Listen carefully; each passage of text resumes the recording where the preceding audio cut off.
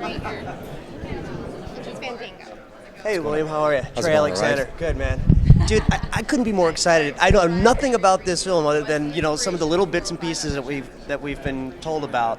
But I am stoked to see a movie called Drive Angry in 3D. I mean, it just sounds like a blast. I mean, can you give me just kind of a quick rundown of what we're when I first read this film back in October, I remember saying to my agent, "This is what I want you to look for."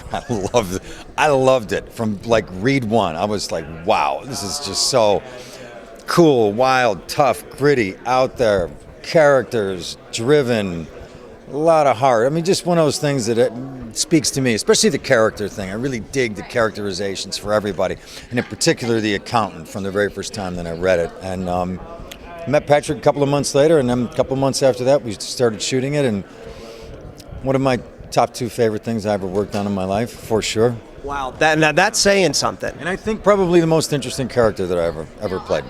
Well, correct me if I'm wrong, but it kind of has a Corman feel to it. I don't know why. Just that's what I'm getting.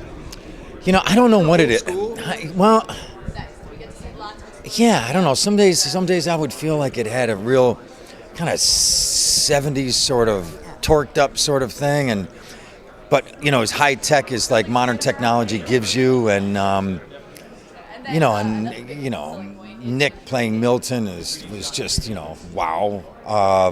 And Amber playing Piper, and Billy Burke is just amazing as Jonah King, and you put it all together, and it was just really great. Every day was a treat.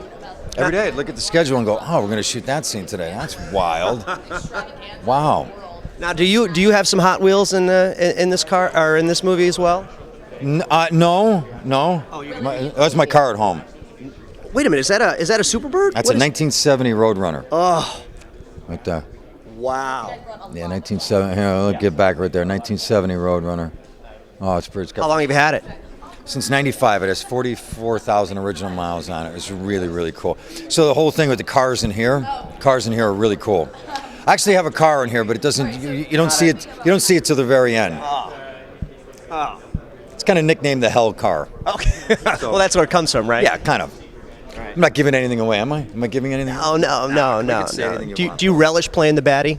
I'm not a bad guy in this. You're not. They make it sound like you are. You're kind of sucking it. I'm a little misunderstood, maybe, but I honestly never think of characters as bad guys. If I read a thing and it's like a bad guy, I usually don't want to play it because there's no redeeming value. And what am I going to play?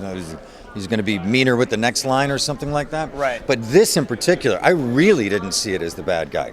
Because you can justify what he's doing. No, not only that, but it's still crystal clear about what he's doing. I mean, he's just, he has a job, and Nick took off, and you can't do that. And the accountability of those that are there is my responsibility. You leave, and I'm a different kind of accountant. I don't carry a calculator. It's a little bit different.